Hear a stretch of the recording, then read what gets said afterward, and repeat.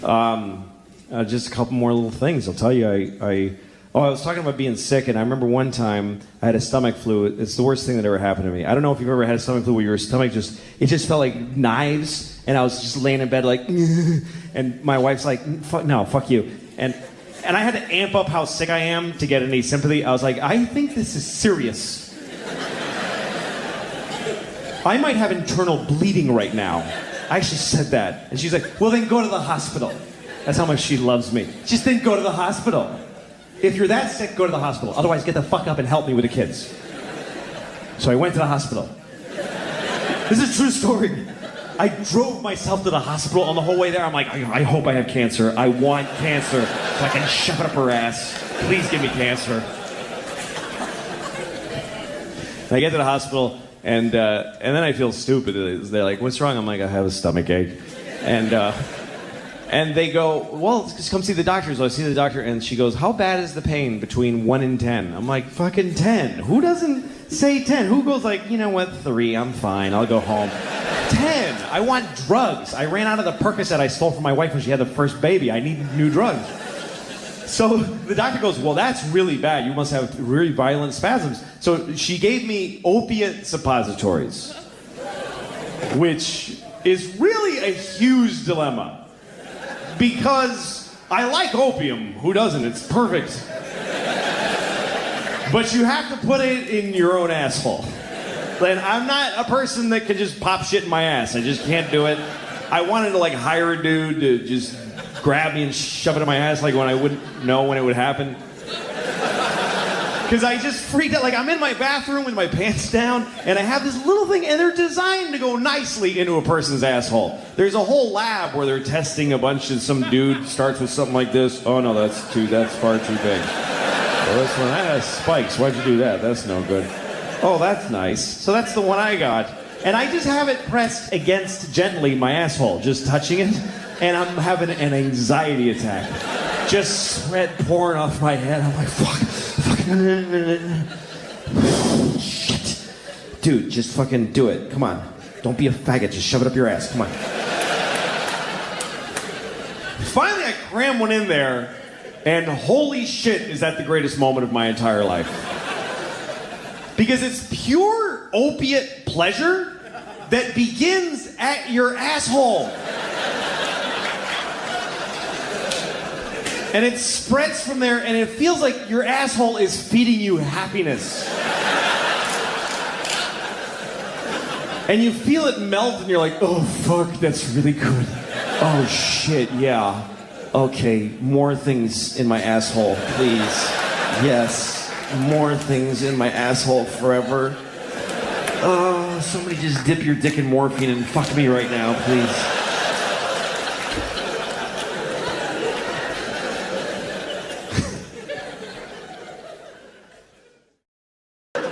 I'm curious about God. I'm curious about his life. I'm curious about God's existence. What's that like to be God? You know, we don't know anything about him. I think one reason people don't believe in him because we don't have a sense of God, because it doesn't say anything anymore. He used to talk all the time. He used to go up to people on the street. Hey, everybody does that. I'm writing on the rocks. Look at that, do it.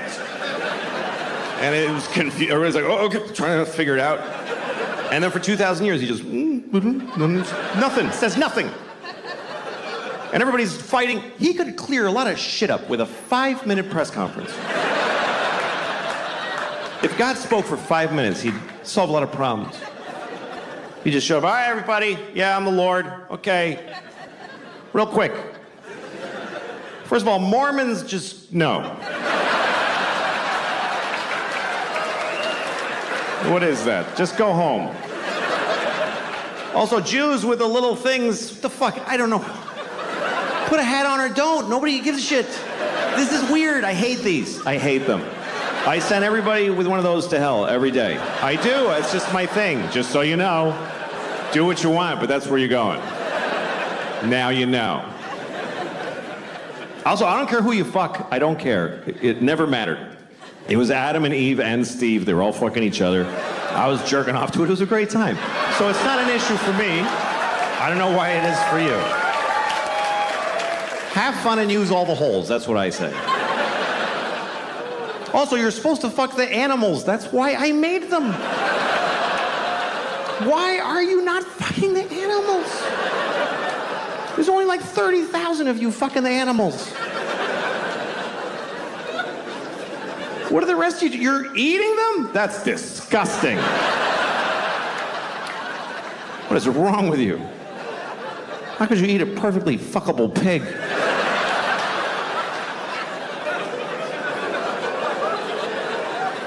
Saith the Lord.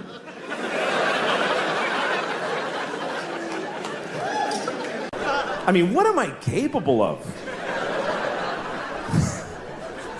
I'd like to think that I'm a nice person, but I don't know, man.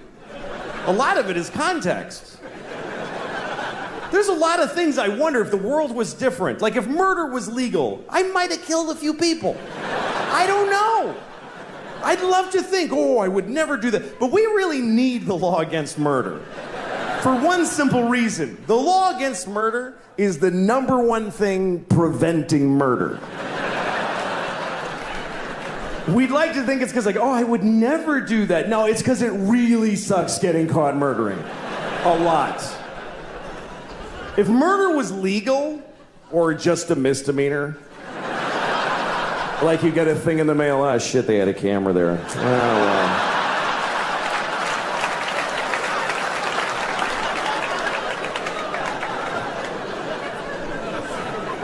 If murder was legal, there would be so much murder. Regular people would murder. Murderers would murder even more. And then really nice, sweet people would murder a few people. But nobody would murder no people. You wouldn't trust somebody who didn't murder. If murder was legal, you wouldn't like them. I never killed anybody. Okay, nice meeting you. Ugh. What a creep. I mean, not even a hooker. Live a life. What's wrong with that guy? He's like a Mormon or some shit. I hate those guys. I think he's nice. Shut up, Janet. It would just... If murder was legal, there would be a lot of murder. Children would behave very differently.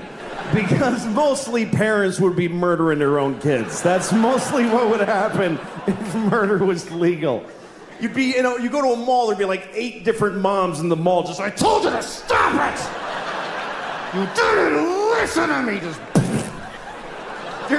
You'd be stepping over dead kids. It'd be like a new problem. You have to clean up your kids when you kill them, because it's gross. It's bad for the environment. If you murder your child in a public place, please use one of the red bags that are in the dispensers every 3 feet of America. Put your murdered child in the red bag with a logo of a murdered kid on it, next to the other logo that tells you not to let your alive kid play with a plastic bag because they might suffocate. In which case, you could just leave them in the bag.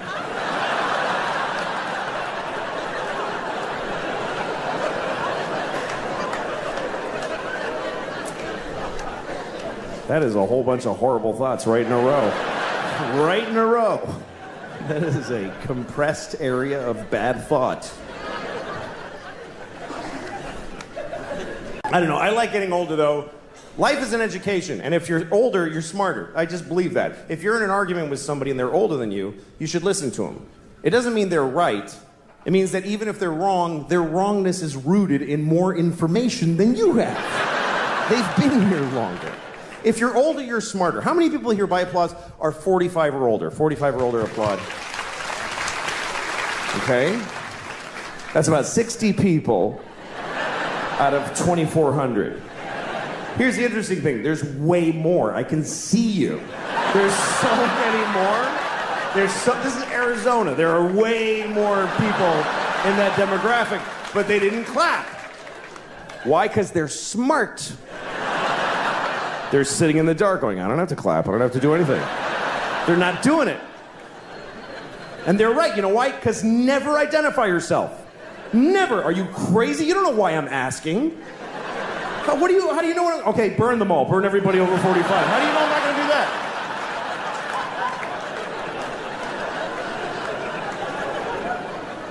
How many people here by applause are 40 or younger? 40 or younger, applaud. That's every time. Woo!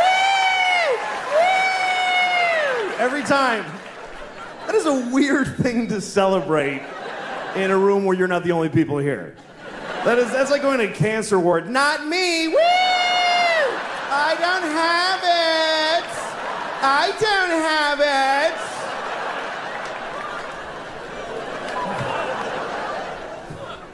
If you're older, you're smarter. A 55-year-old garbage man is 1,000,000 times smarter than a 28-year-old with 3 PhDs. Especially smarter than him. Because this idiot has been thinking about 3 things for like 15 years. He's worthless.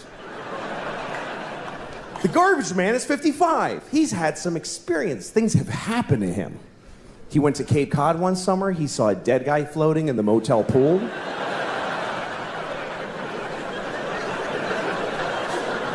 He took a bus to Montreal.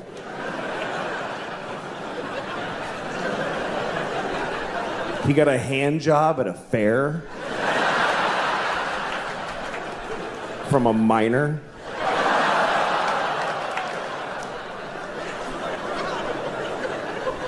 I mean a minor. Not a minor, a minor. You understand? A minor. A grown man who works in a mine with dirty hands jacked him off at a county fair. That's what I'm saying happened to the 55-year-old. You see? He's had some experience. He knows more. More has happened to him. He's seen more. He's seen history. He's witnessed history, even if it's not ancient history. He saw Nixon resign on live television. Me and those few people that clapped, we saw the President of America cry and then quit being the president. That shit was crazy. Because none of us knew what was going to happen next. Today, people like, the president's kind of disappointing. Really? Our president wept like an insane person and then got in a helicopter and flew away.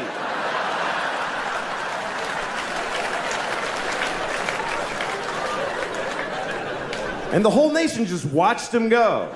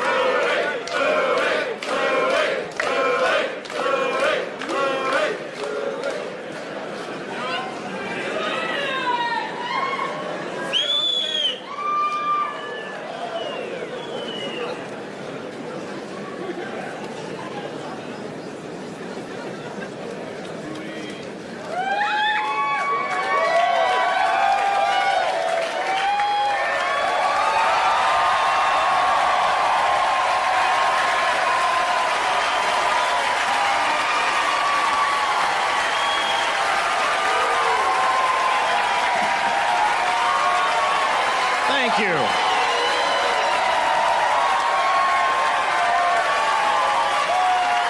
Thank you. Sit down, please. Thank you. Thank you very much. Thanks. Nice to... All right. Nice to see you all.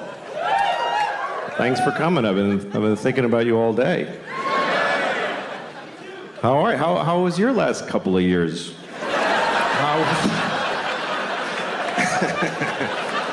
How was 2018 and 19 for you guys? Anybody else get in global amounts of trouble? Anybody else?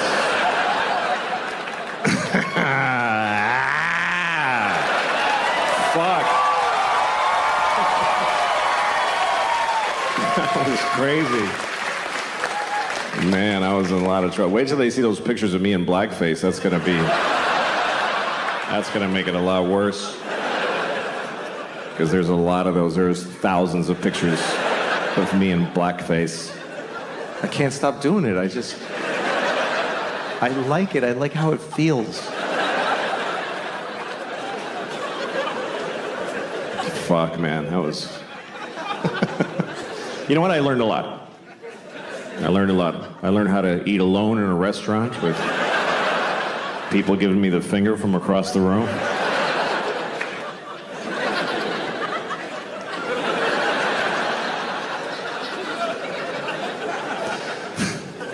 When you get in trouble, you learn who your real friends are.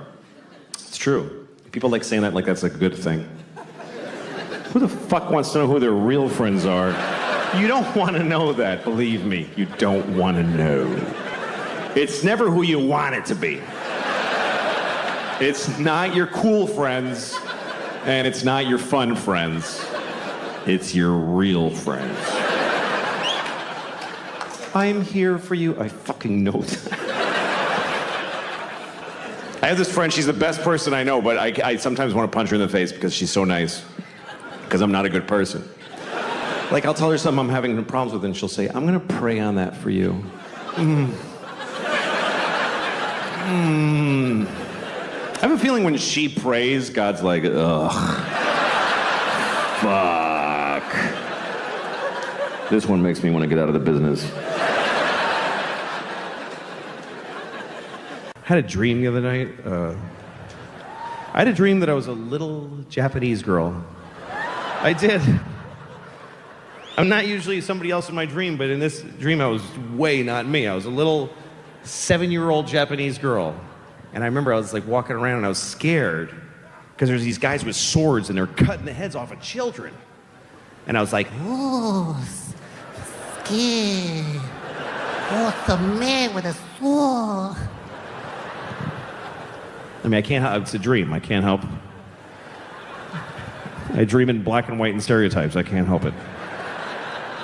Oh, I'm so scared. And the guys with the swords are like, whoa, whoa, and they're cutting the heads off of children. I was like, oh. But also, they have these chocolate coconut donuts, and they're eating them. And I was like, oh. But also I was like, oh, I want one of those fucking donuts.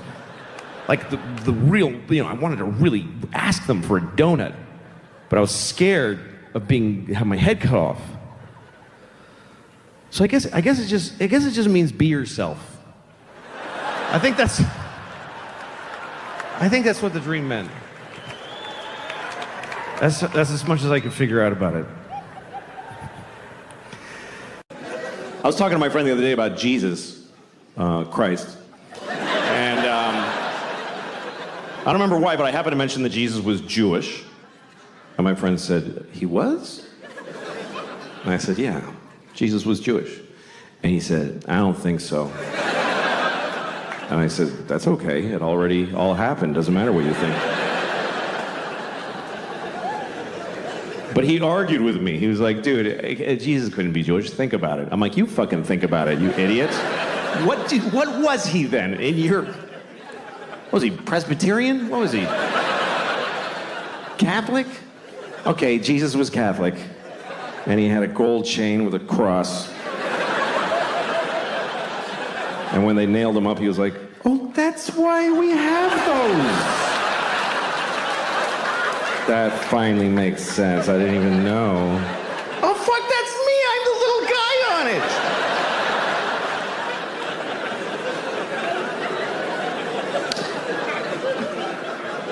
Every religion has a strange story or a rule that doesn't make sense to me, Like, every time there's a terrorist act, they always tell you on the news about how they believe they're all going to heaven, and every guy who does a jihad thing, and he gets 72 virgins. That's right, that's the story always. 72 virgins, which, first of all, who are those women? Who are the 72 virgins? Does God have to kill 72 nice girls? All right, ladies, the good news is you're going to heaven. The weird news.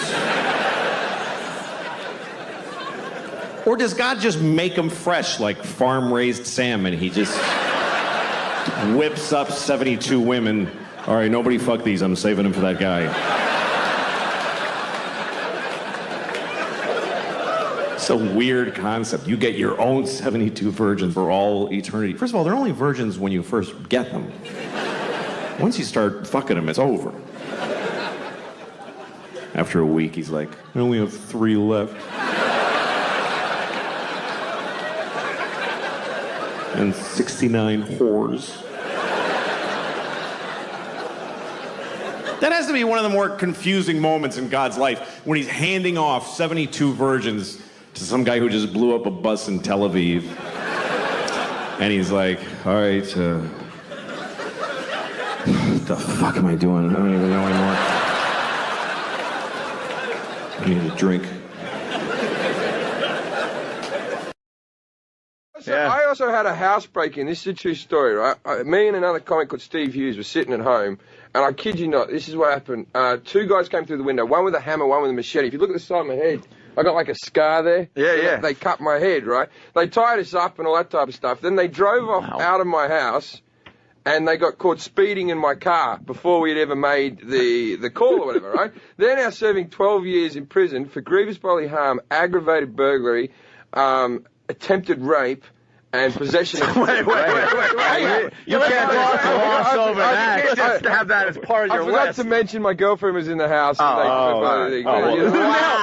I can't say the N-word on radio, I thought I couldn't get away with getting into graphic details about that. Listen to us, it's like, oh, it's your girlfriend. All right, that's not interesting. That's not interesting. We thought you got raped. His roommate or something. Right? Why attempted? Was he nervous or what? How? No, because they left before and they held the knife to her throat, and the cops just want to put it. They also got him for possession of drugs, right? Which was brilliant because they were my drugs, right? They stole your drugs. They stole like a little bag of weed and a gram of coke that my flatmate had, right? And the cops are questioning us, and they go, Mr. Jeffries, one last thing. Do you know anything about those drugs? Oh, yeah, you're going to admit to that in a second. I went, no, I don't know anything about them. And the cop goes, funny, your fingerprints are all over them. And I went, they made me touch it. That's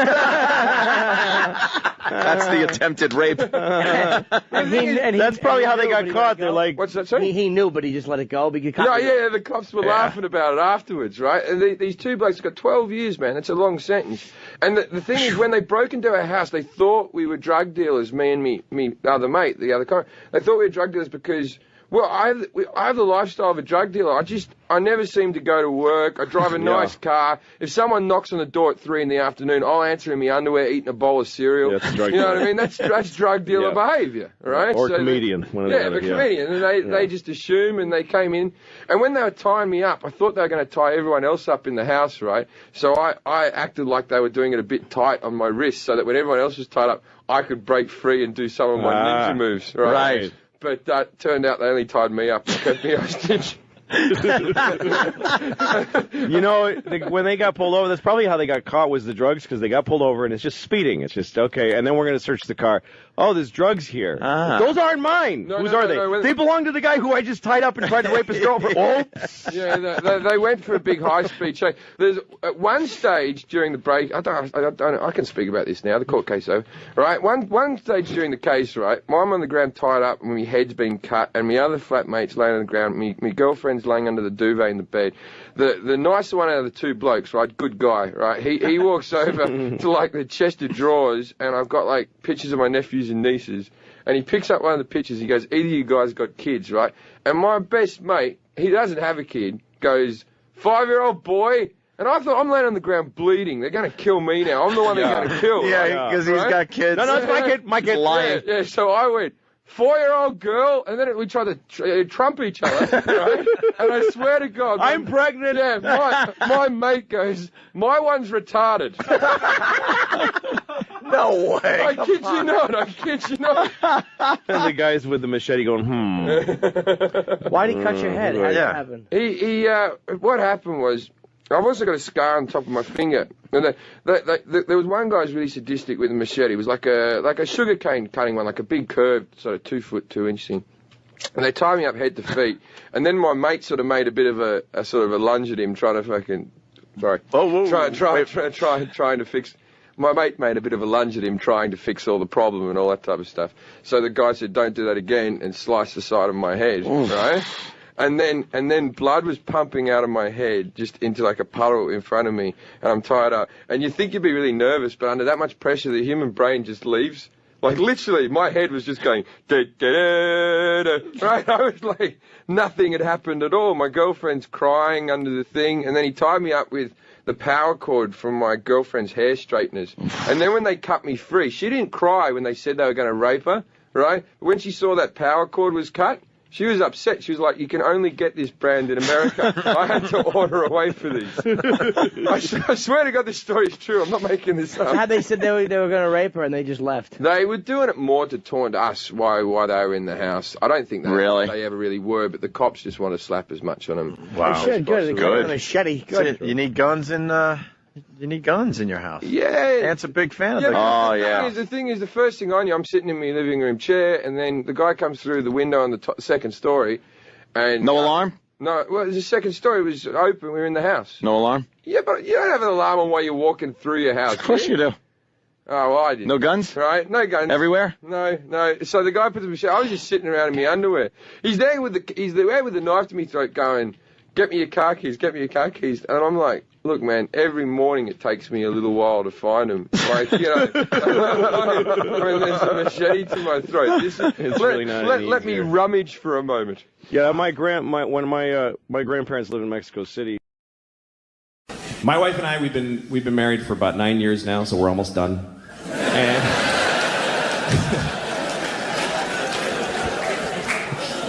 after 9 years and 2 kids, you start looking at each other like, no, no, I'm not gonna just keep doing this. Who would do that?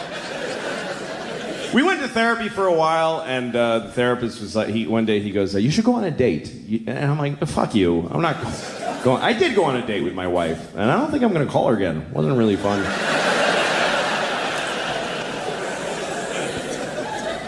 Some things do get easier as you've been married for a while. You start to understand each other better, and you start looking at yourself more. You spend a lot of your marriage looking at the other person and trying to change them or figure them out. And then you start realizing what you're bringing to the table, and you blame them less for shit, you know? Like, my wife will never fuck me again. I know that now.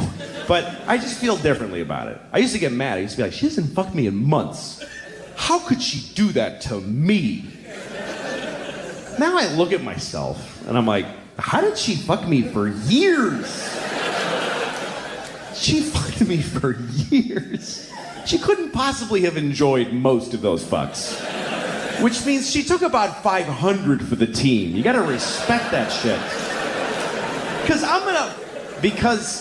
I think it's hard for women to have sex if they don't feel like it. It's not a skill they have generally. Men have it, that's just different. We have different sexual skills. Men can fuck whatever, we don't care. We'll fuck you if we don't like you, everybody knows that. But we'll fuck you even if we don't feel like fucking you. Even if we're not hard. Like, I'll fuck you, give me a second, I'll find a way. We don't care. We'll fuck things. We'll fuck a rusty keyhole nailed to a donkey's ass. We don't give a shit. We are jizz on demand. We just we don't care. Women have another skill, which is that they can decide whether or not to have sex with their minds, which is amazing to me. A woman can decide not to fuck in the middle of fucking. That is so weird to me that they can just stop because of some other shit that distracted them. If I'm fucking you, you could show me a picture of you cutting my mom's head off. And I'll be like, whoa.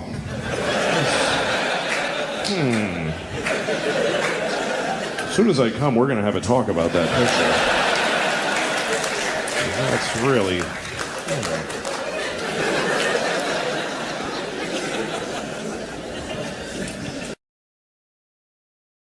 The tweets about Louis. Yes. That was... Who? Louis Katz? Can you? I literally didn't know about it until the next day because I've taken Twitter off my phone, and I saw too. one. Have you?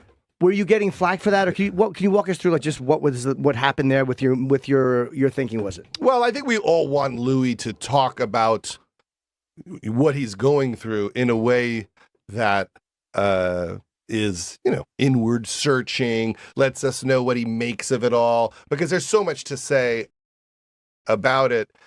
And that's, when someone says, I'm going to go away and try to think about this. I didn't look at it in the right way before. So when they return and they don't say a word about it, that's kind of weird, because that's what we were hoping that you would do is say, hey, I kind of get it now. I'm trying to do right by these people. I'm trying to evolve as a person. So he's not saying that at all. He's just punching down at, kids who got shot at or whose friends died. And you go, what's your angle here if you're making fun of trans people? And I just thought to myself, I know we all talk about everything. You do it all the time. I've never watched you and thought like, oh God, but if you're the guy trying to say to the world, I hurt people and I get it. I get it. Your comeback material shouldn't be mocking kids whose friends were murdered. We all looked up to him. He inspired us. He pushed us to work harder. He pushed us to think deeper. He represented something to people. And so when you come back from hurting people and what you're talking about on stage just hurts other people, we're allowed to say publicly, oh, he's still hurting. This is kind of, how come we're allowed to, I mean, he doesn't have a right to not be criticized. It's not like he's in a bubble and we're supposed to be secretive about his act. He's on a public stage. He's getting paid. And so the opposite could be that you go, well, I'm just not going to say anything. But somewhere out there, and I know this is something that like a lot of comedians don't care about, somewhere out there are kids whose friends are dead and they're trying to get over it. And this guy they probably used to really look up to saying, you're not interesting. And it's helpful to them for someone to go, you know what? I don't agree with what he's saying. There's nothing wrong with saying that. Louis should keep working on his act. But that crowd is kissing his ass so hard, and so much of that material is so weak and from such a demented point of view that why shouldn't he hear from certain people like, hey, Louis, you're kind of out of tune right now. And maybe it helps Louis for somebody other than that crowd to go.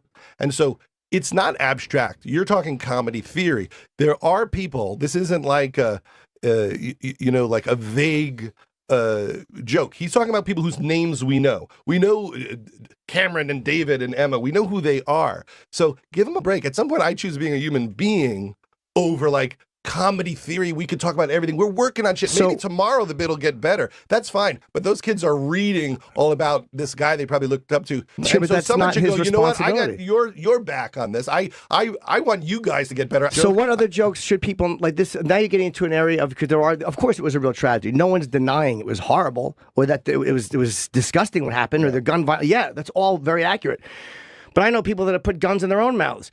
So should I not make fun of suicide? So when you do a joke, you're only worried about the people who might be affected by the joke. Well, that narrows our corridor a lot. But should I tweet, hey guys, I think Louis is going to adjust his angle, so don't worry about the fact that even though you almost died, he says you're uninteresting. No. But let me ask you, when you do a movie, and I know you improv a lot in film, you like, which is great because you allow people to improv. Sure. Would you want all of those dailies released as the finished product? Like, for instance, I'm sure people have said things, whether it was on the set or in a film, improving, because you allow that were tasteless or that were rude or that didn't work in the scene. Would you want all that to come out and have your final product judged on these moments that may or may not have made the final cut? This is a work in progress. I know. But you could say that forever. We all work on our acts for a decade. But he is in a public place. He is being paid. But that's why I don't think it's about the material. But it was illegally uploaded. It was not meant to be for public. It was meant for that audience. I mean, John Legend is distancing himself from me and buying more Christmas sweaters in the middle of spring also. So I'm not saying that, they're making the right decisions. She's being influenced. But I guarantee you what's not finna happen, we not finna see her in one of them John Legend Christmas sweaters no time soon. But do you talk to her? Are you still in touch with each other? Wait a second, don't you think it's like funny to like make a joke out of stuff sometimes? Don't you think like God has a sense of humor? Of course. But watch this. God, when I got married, I bought this house. I did this tour and spent all the money I had on this house to like surprise Kim and give her this house that she wanted, that Lisa Marie Presley used to own. And then I got the house, and then I put all this money into renovation. And then there goes the neighborhood. Drake moves down the street 5 blocks. And that's when I knew God was funny. But watch, this is where God is even funnier. Here goes like Louis CK Part 2 level, because Louis CK is the funniest man alive. Uncancel him now, right? So and he was funnier before he's canceled because all he would do is type of jokes that you get. Well,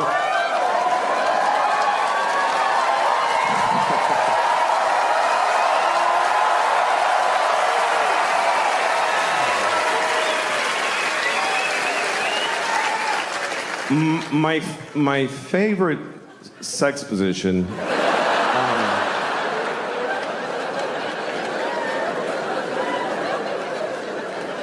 My favorite sexual position is reverse cowgirl, but I'm on top.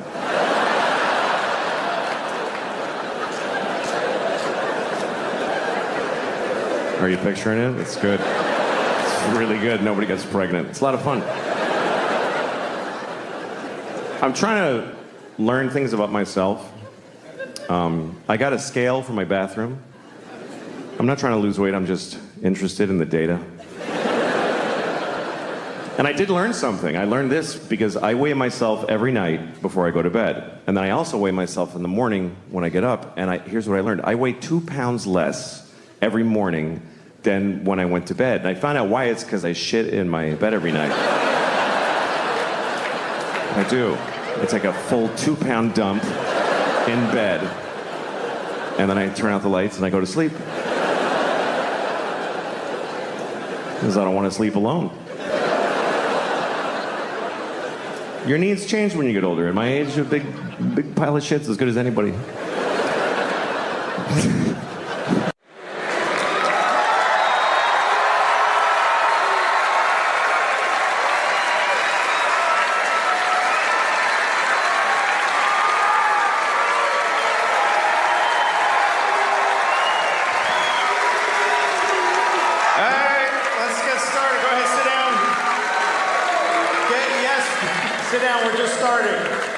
There's no opening act. Fuck it. Let's start. Let's just start. Get your seats. Get your beers. Everybody, go ahead. Sit down. Kill the house lights. Let's just start. Let's just start a show. There's no point in screwing around. I'll do all the announcements that you would have heard. Please turn off your cell phones. I mean, you can take pictures, but turn off the flash. That's stupid because it's not. You know, like when you're watching the World Series and there's all like that, like your flash is lighting Yankee Stadium. Just leave your flash off. If you have, don't yell out during the show. If you have something you want to say to me, totally. This is what we do. We write it down, and then you go outside in the lobby, and then you go home and you kill yourself because. That's selfish. This is a rhetorical performance. It's got nothing to do with you. Don't text or Twitter during the show. Just live your life. Don't keep telling people what you're doing. Just because also, it lights up your big dumb face. It lights it up. I see this beautiful sea of darkness and then just one guy. So don't do that. What else? No Jews. I think they said that earlier, but they told me I have to say it. Jews aren't allowed. If you're Jewish, this is a good time to go. If you see somebody kind of Jewy looking, then please tell an usher, and they will. Sir, come on. Let's go. Come on. Let's go.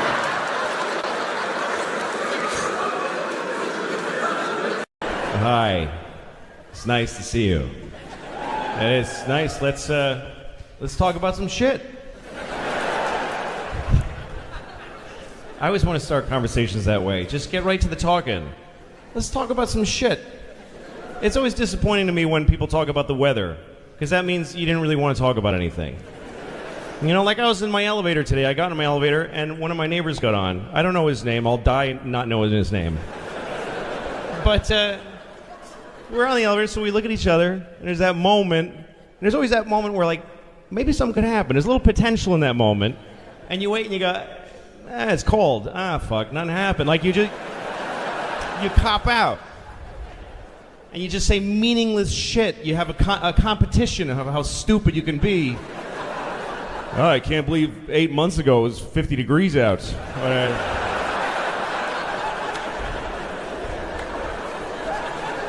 But what if you didn't do that? What if you didn't cop out? What if you just let the moment linger? Don't go to the weather and just maybe you could have a real moment. You just stand there, look at each other. I haven't talked to my dad in 8 years.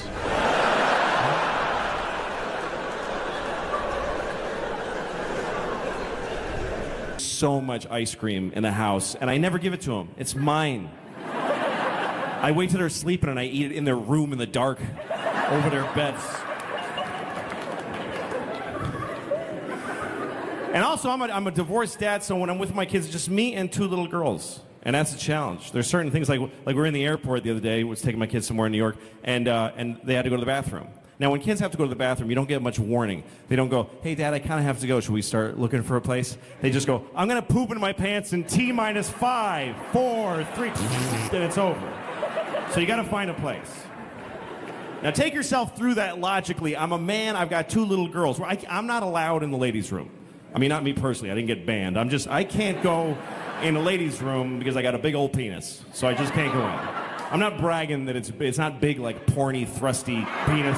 It's just big like an old man's nose. Just kind of like, just kind of droop, you know, like a lava lamp, just bloop. It's really, it's big in an upsetting way. You don't ever look at my penis. It's awful. Also, I'm not allowed in the ladies' room because I love looking at people's vaginas anytime that I have that opportunity. You know, it's amazing that we still need separate rooms to pee in. As human beings, men are so disgusting that we can't be trusted to pee in the same room. So I have to take my girls to the men's room, which is awesome. Look, girls, 9 penises. 9 farting men shaking the pee off their big old penises. So I got to push them past that, and then we go in the stall. So I'm in a bathroom, airport stall with 2 little girls, all our luggage. There's a guy right here. Right here. There's a guy here. This dude, I can see his foot. He's trying to get leverage to harder. Like he's struggling. And we can hear him. We're sharing this moment with him. He's like, oh, he's struggling. Like he's giving birth in the 1800s with no midwife, just in a barn. Just an old country whore dropping another baby in the hay. This is what this sounded like. And when he broke loose, it sounded like soup cans and pennies being shook out of an old duffel bag. And he's this close to my beautiful daughter's little tiny face, who, by the way, is shitting her brains out. This kid is no princess. She is cracking pipes. So she goes, then the other one, then it's my turn. I'm peeing. I'm trying not to fart in her face. It's a challenge. That's what I'm trying to say. It ain't easy. But I love my girls. I'm trying to stay in shape. No, I'm not. I have a doctor who told me that I eat too fast. He said you should eat slowly. Because what happens is when you eat, there's a signal that goes from your stomach to your brain that says you're full. But it takes that signal 20 minutes to travel from your stomach. First of all, what a douchebag my body is. That it takes 20, what's taking 20 minutes? If I stub my toe, I know it instantly, and that's twice the distance. What's taking this signal 20 minutes? It's like, hey, Tit, what's up? What are you doing over here? My Tit's like, dude, get up there. We're getting fat. Hurry up. Ooh, excuse me. You know, hey, asshole, what are you doing? All right, I've disgusted you enough. Thank you very much. Thank you.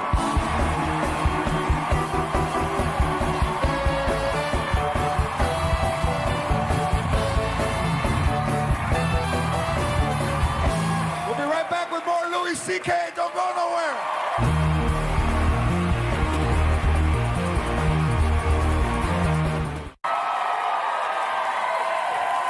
We're back with one of my favorite comedians who just had the best set that any comedian has done on Lopez Tonight, Louis CK.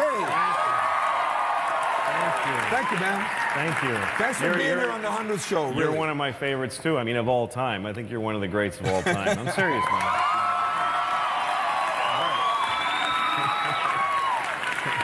And we've been friends a long time, but we've never formally hung out. No. Yeah. Because you live in New York. That's right. And I live here. That's so right. I'm going to New York this weekend. Oh, good. But when you're out here, do you like being out here? No, I hate it. I hate it.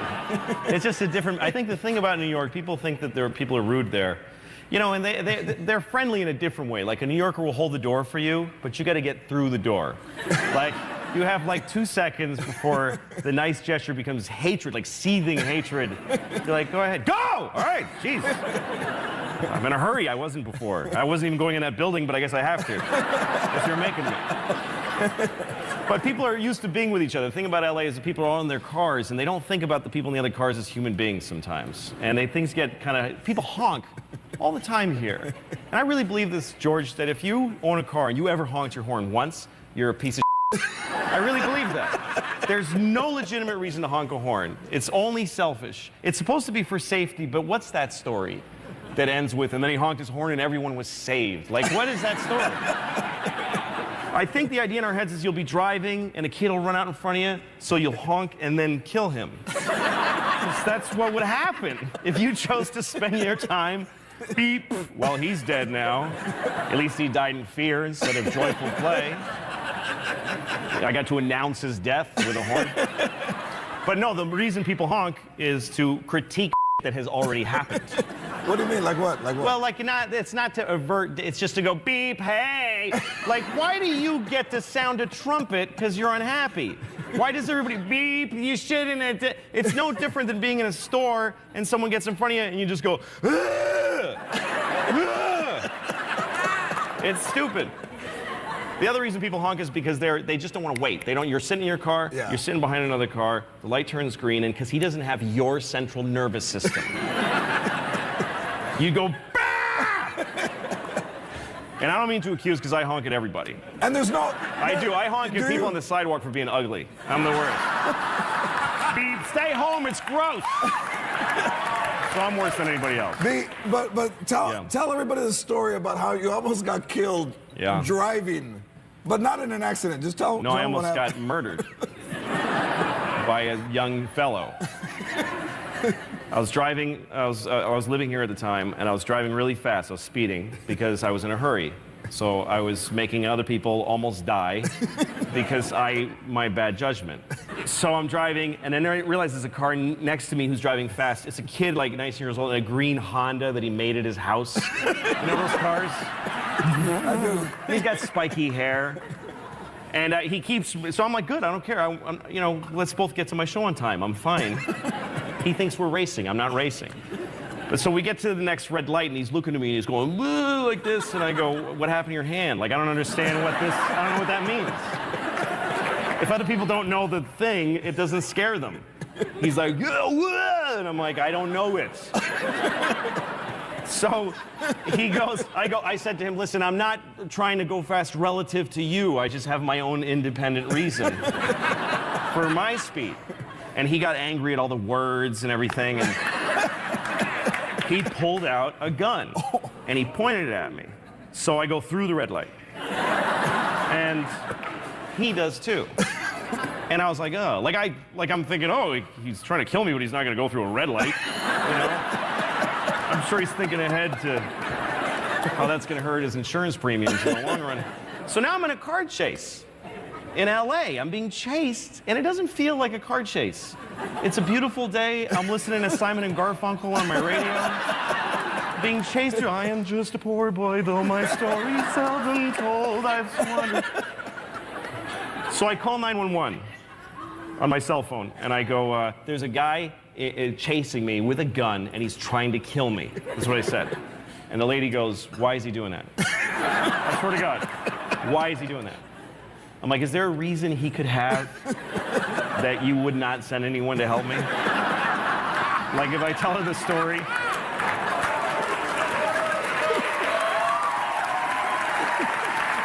Like, I'm gonna tell her the story, and she's gonna go, it sounds like you made a mess for yourself. We're not gonna get involved. So I did the same thing anytime I call a company and I don't like what, you hang up, you call again. Right, you get another person. Get another person. So I get another guy, he goes, 911, what's your emergency? And I tell him, and helicopters show up right away. I guess I just sound white enough to call in an airstrike. I'm nervous. You are fantastic. Hey, if you ever seen Louis CK live, you have to see him live. Until then, watch Louis CK sitcom Louis, premiering June 29th at 11 o'clock on FX. My favorite comedian, Louis CK. We'll be right back.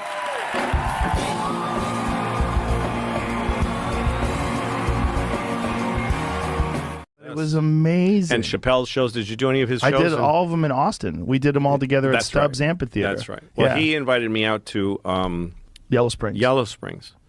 And besides being in his world, which is wild, you know, Chappelle land, being able to do shows there in this cornfield, you know, and other comedians are just, last time I saw Bob Saget, I got to see him one more time.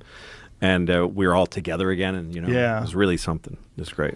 Yeah, there was something special. The shows that we did in Stubbs, like Dave called me up and he said, "Hey, let's do comedy." You know, and it's like, let's just test everybody.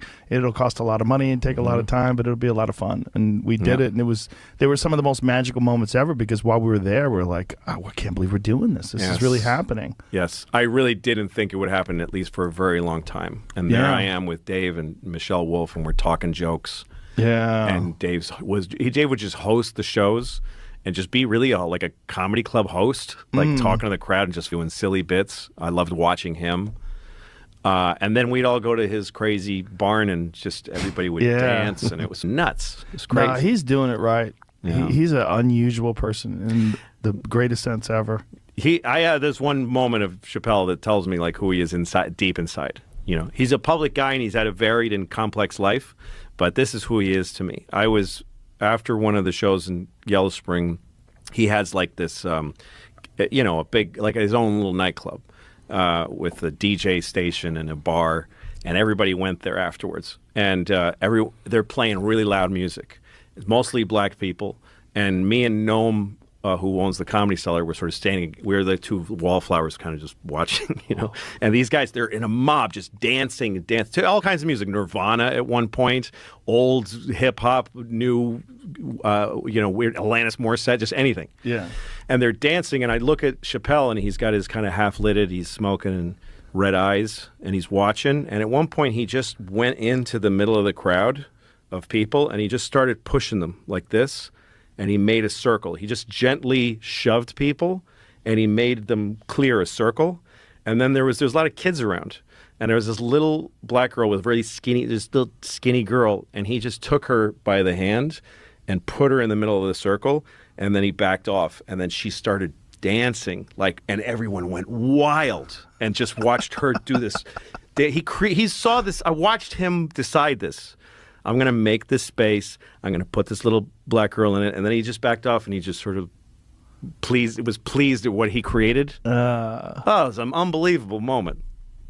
He's the guy who taught me to listen to music before you go on stage. He has a playlist that he plays, and he would always bring these big JBL boom boxes with him everywhere. And I started bringing one on the road with me, too, because it sets a tone for, like, the green room. But when we were doing these shows at Stubbs, he was listening to this one Nina Simone track, and he would listen to it over and over. What was it? Do you know what the song was? I wish I could remember, but we were blasted. We were out of our minds. We were so stoned and so drunk.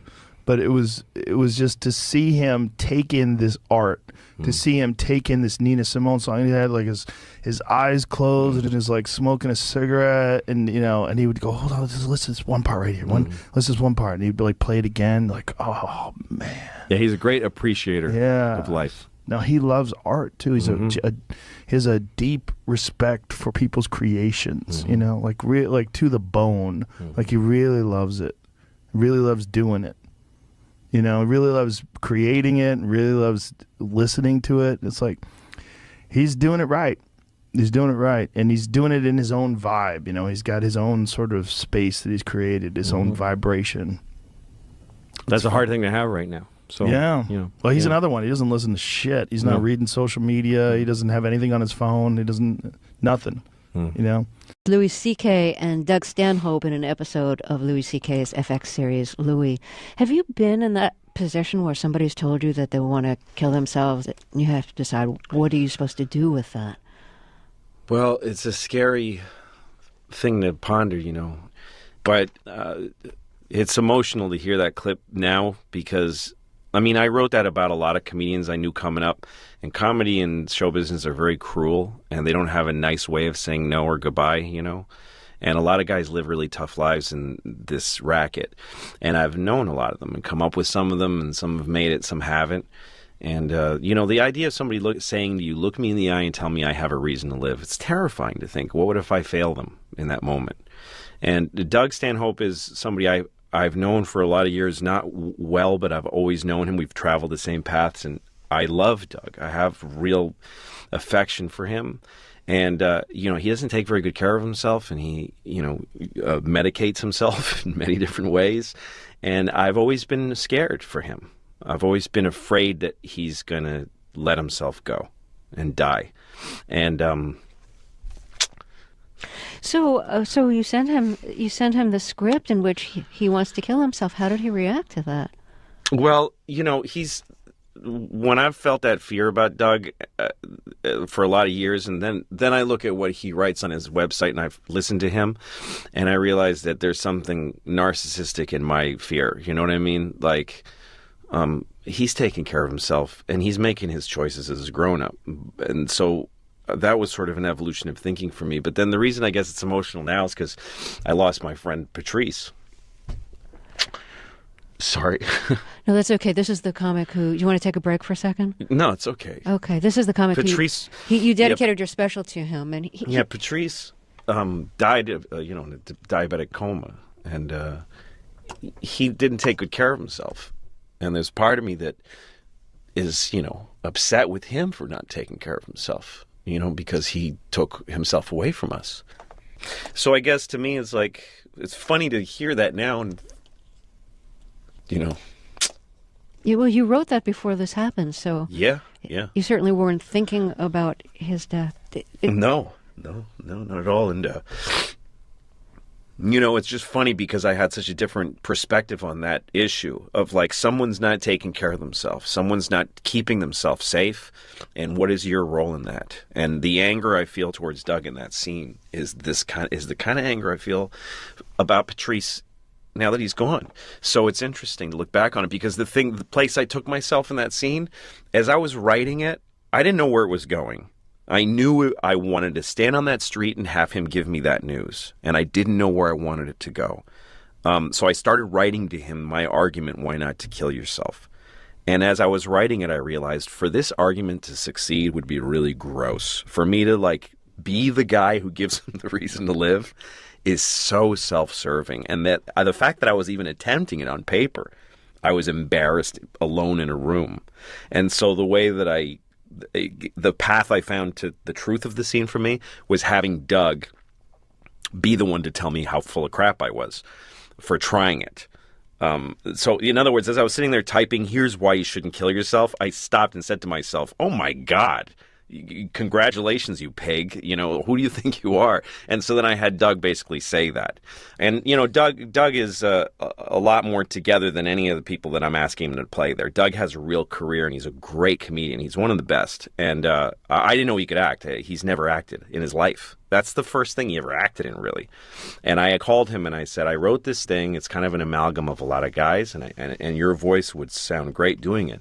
Do you want to do it? And he said, I can't act. He told me right away, I can't do it.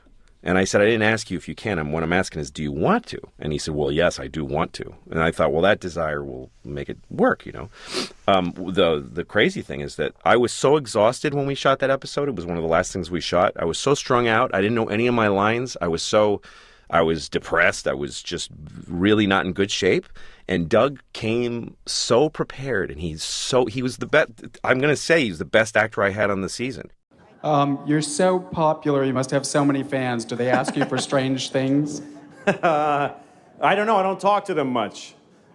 I just I stay home, and I try to hide a lot. I'm not great at being a person who has fans. It's a weird thing. When you meet somebody who's a big fan, it's a weird moment. It's just awkward and strange. Yes, sir. Last question. Are you going to have Ron Lynch on the show? I really should, right? You know who he is? Ron Lynch is a comedian who, when I was starting in Boston, he ran a really weird show called the Comedy Clubhouse, and he was just a very inventive and wonderful act. He's still around today. He has a show every Saturday, I think, at the Steve Allen Theater, and he just does the strangest, most interesting, and there's nobody like him. Anyway, he took a shot on me. I'd never even been on stage. And I just begged him to put me on stage, and he started letting me be on stage and gave me the opportunity and the confidence to become a stand-up comedian. So I owe my career to that dude. Thanks for asking. Who is your contemporaries? Who you started with in Boston? I don't know if there's guys that anyone knows, really. Yeah. Tom Dustin, Alvin David, Mike Whitman, they're kind of still there. Was Patrice still in Boston when you Patrice was started? gone, Bobby was gone, Dane was gone. I started in 2000, but all those guys were there. It's still all the same. Like, we all have the exact same starting out stories, but I started 15 years after you guys. It's so funny. It's like a lot of the same rooms, the same guys, Donovan, Tony V. And then I met Nick in Boston, but opening for him at the Comedy Connection. I went on the road with him for years. And it was the same thing. We had all the same stories.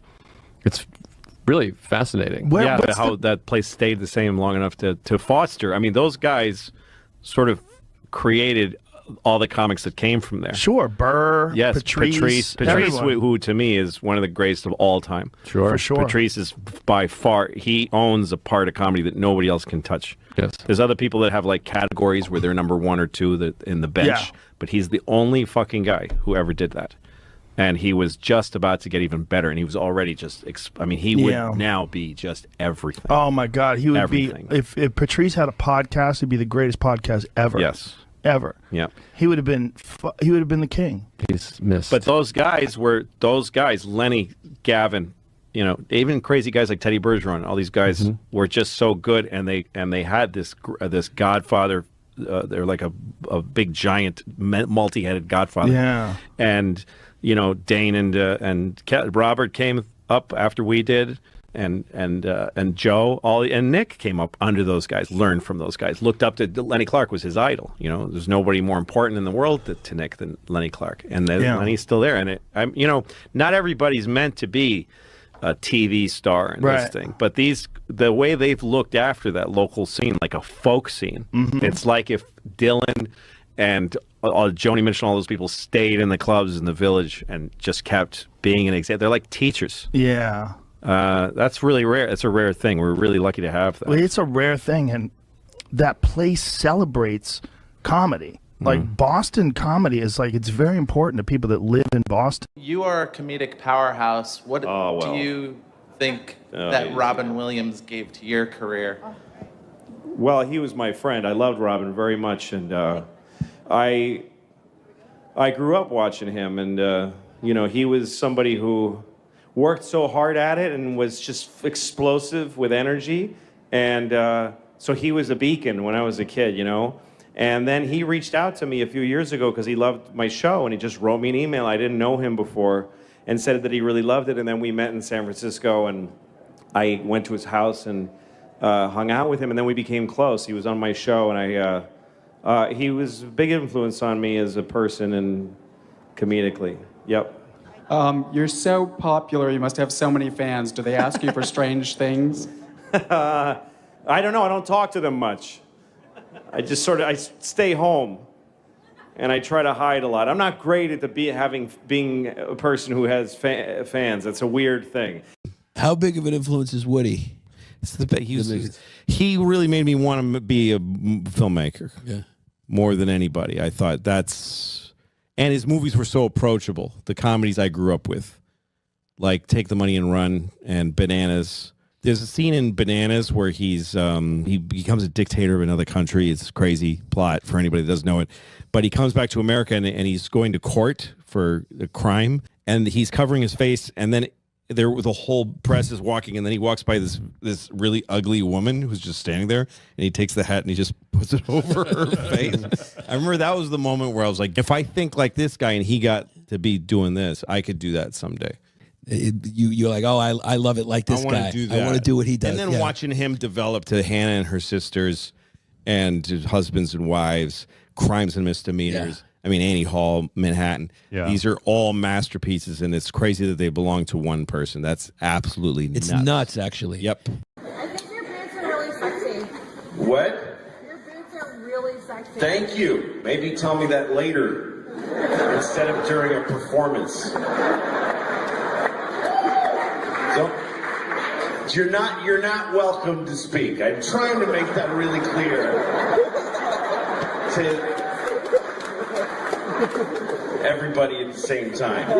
It is not appropriate to yell at me right now.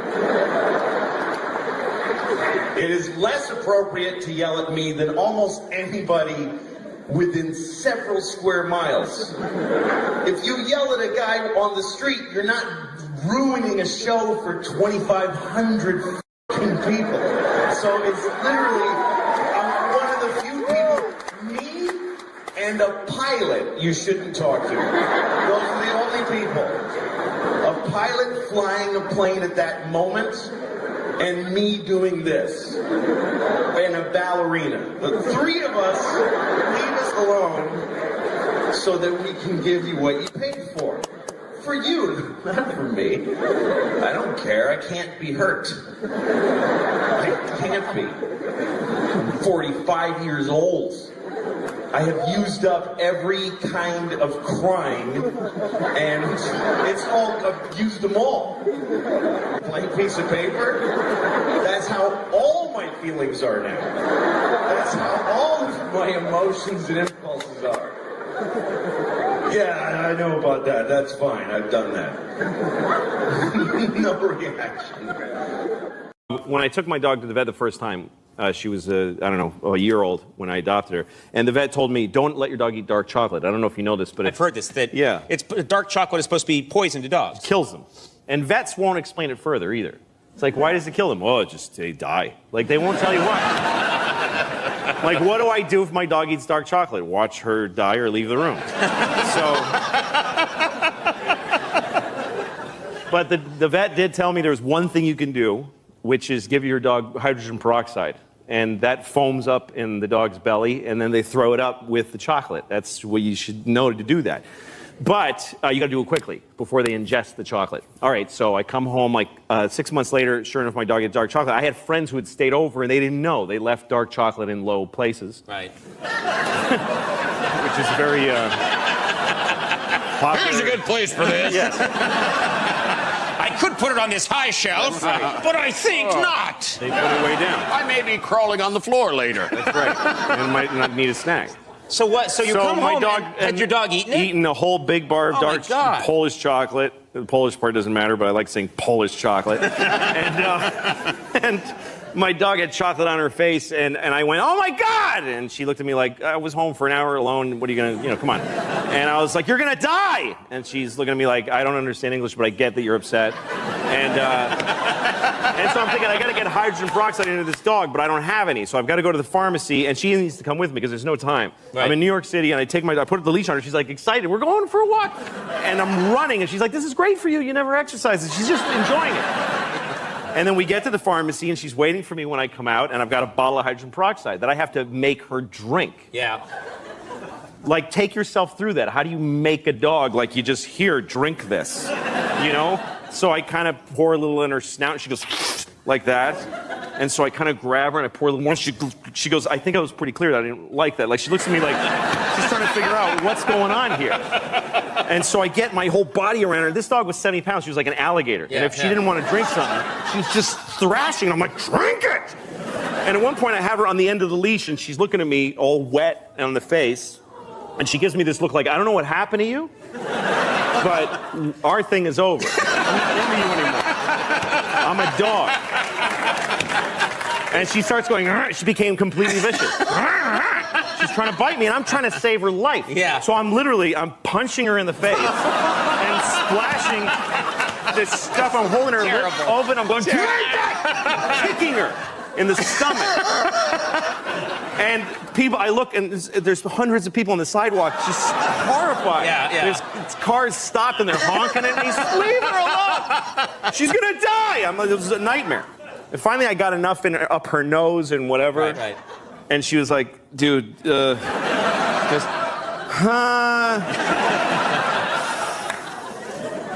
And then she, just like a pump, just and just brown foam. Yeah. Brown, like she's like another dog is coming out of her.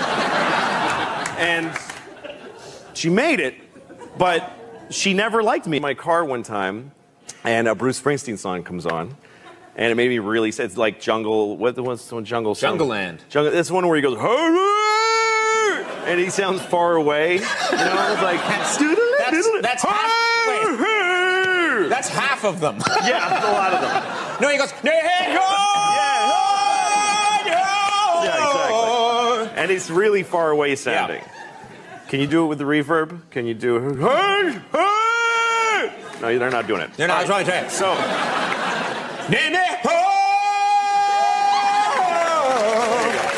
that? Yeah. Except for it was Springsteen. If it was you doing that, I would have been like, what the hell is that in my radio? Springsteen. I did it just the same as Bruce. And I heard it, and it gave me kind of like a fall back to school depression feeling. It made me really sad. Yeah. And I go, okay, I'm getting sad. I got to get the phone and write hi to like 50 people. And then, somebody cool writes back, and then somebody not as cool writes after, and I'm like, oh, you, I'm not going to... I got somebody better. But, hey, how come you didn't answer my text? Speaking of which, because he wrote first. That's right. So, anyway, I started to get that sad feeling, and I was reaching for the phone. Then I said, "You know what? Don't. Just be sad. Just let the sadness just stand in the way of it, and let it hit you like a truck." And I let it come, and Bruce, and I just started to feel, oh my God. And I pulled over, and I just cried like a bitch. I cried so much. And it was beautiful. It was like this beautiful, it's just this, sadness is poetic. You're lucky to live sad moments. And then I had happy feelings because when you let yourself feel sad, your body has like antibodies. It has happiness that comes rushing in to meet the sadness. So I was grateful to feel sad, and then I met it with true, profound happiness. It was such a trip, and the thing is, because we don't want that first bit of sad, we push it away with like a little phone for the food, and you get a little kind of... You never feel completely sad or completely happy. You just feel kind of satisfied with your product. Yes. And then you die. So... That's why I don't want to get... Being back in New York reminds me how New Yorkers do not hide their emotions. And you're here a lot, obviously, and I find that to be quite refreshing. A little scary sometimes, but very refreshing. It's nice, because when people are all acting